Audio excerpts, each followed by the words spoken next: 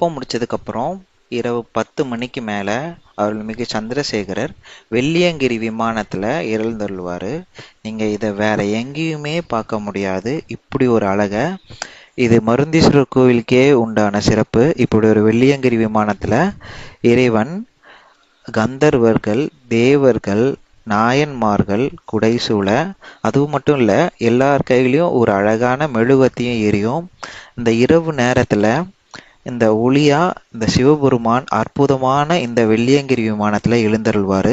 இதை நீங்க வேற எந்த கோயிலையுமே பார்க்க முடியாது. இது திருவான்மியூருக்கே உண்டான சிறப்பு.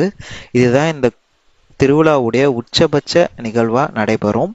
இது ஏப்ரல் 13ஆம் தேதி ஞாயிற்றுக்கிழமை இரவு 10 மணிக்கு மேல இந்த பிரம்மோற்சவத்தின் 11ஆம் நாள் நிகழ்வாக நடைபெறுது.